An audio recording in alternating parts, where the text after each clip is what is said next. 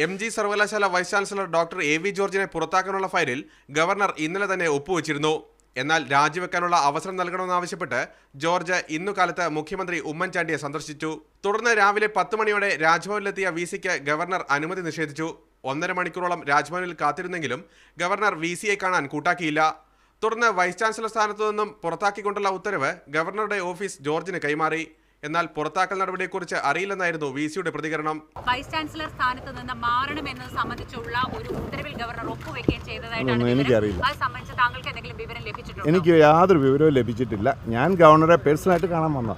അതൊന്നും ഞാൻ ഇപ്പോൾ വെളിപ്പെടുത്തില്ല. ഞാൻ ഗവർണറെ ഒന്ന് മീറ്റ് ചെയ്തതിന് ശേഷം നിങ്ങളെ കാണാം, ചാനലുകാരെല്ലാവരും കാണാം. ബയോഡാറ്റയിൽ തിരുത്തൽ വരുത്തിയെന്ന ആക്ഷേപം ഉയർന്നതിനെ തുടർന്ന് മുൻ ഗവർണർ നിഖിൽ കുമാർ ജോർജിനെതിരെ തെളിവെടുപ്പ് നടത്തിയിരുന്നു. സർവകലാശാലയ്ക്ക് ഓഫ് ക്യാമ്പസുകൾ അനുവദിച്ചതിലും നിയമനങ്ങൾ നടത്തിയതിലും ക്രമക്കേട് നടന്നതായും പരാതി ഉയർന്നിരുന്നു. എന്നാൽ ഇതു സംബന്ധിച്ച് തീരുമാനമെടുക്കുന്നതിന് മുമ്പ് തന്നെ നിഖിൽ കുമാർ രാജിവെച്ചു. തുടർന്ന് ജോർജ് ഹൈക്കോടതിയെ സമീപിച്ചെങ്കിലും വിഷയത്തിൽ നടപടി സ്വീകരിക്കാൻ ഗവർണർക്ക് അധികാരമുണ്ടെന്നായിരുന്നു വിധി. പിന്നീട് അദ്ദേഹം സുപ്രീം കോടതിയിൽ അപ്പീൽ സമർപ്പിച്ചെങ്കിലും ഫലമുണ്ടായില്ല.